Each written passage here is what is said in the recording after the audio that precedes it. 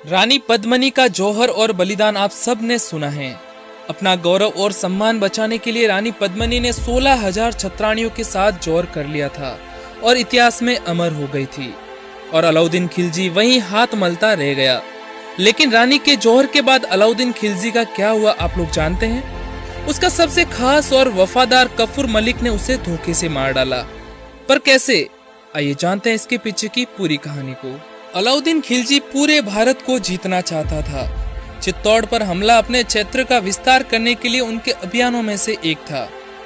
अलाउद्दीन चित्तौड़ की रानी पद्मावती की सुंदरता से ग्रस्त था, इसलिए अपनी वासना को पूरा करने के लिए उसने चित्तौड़ साम्राज्य पर हमला किया। लेकिन रानी पद्मावती पर कब्जा करने से पहले ही रानी पद्मावती ने शाही परिवार की अन्य 16,000 महिलाओं के साथ जौहर कर लिया और अलाउद्दीन को केवल एक किले से ही संतुष्ट होना पड़ा। राजपूत साम्राज्यों में राजपूत महिलाओं ने क्रूर और बर्बर मुस्लिम आक्रमणकारियों से अपने गौरव और सम्मान को बचाने के लिए जौहर किया था। दोस्तों, आप सबने पद्मावत मूवी तो देखी होगी।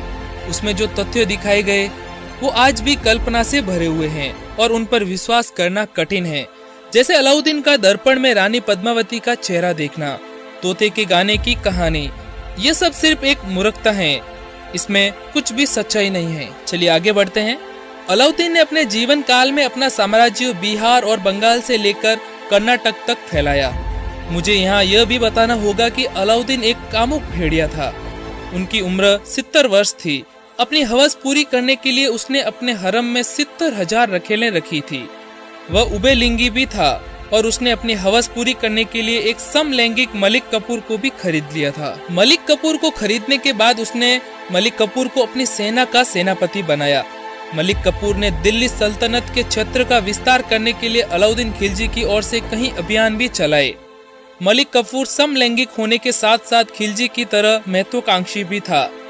एक घटना में जब अलाउद्दीन को रणथंबोर के बहादुर राजपूत योद्धा बादल के साथ युद्ध का सामना करना पड़ा तो अलाउद्दीन का पैर घायल हो गया और वह अपने एक पैर से विकलांग हो गया। हालांकि बादल को उसके सैनिकों ने धोखे से मार डाला, लेकिन वह हमेशा के लिए विकलांग हो गया।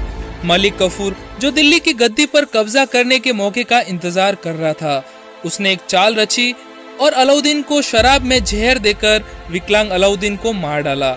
उसने अलाउद्दीन खिलजी की मृत्यु के बाद अलाउद्दीन खिलजी के 2 पुत्रों को भी अंधा कर दिया। दोस्तों, इतिहास के कुछ ऐसे ही रोचक किस्से जानने के लिए हमारे चैनल को सब्सक्राइब जरूर कर दें। मिलते हैं अगली वीडियो में। धन्यवाद।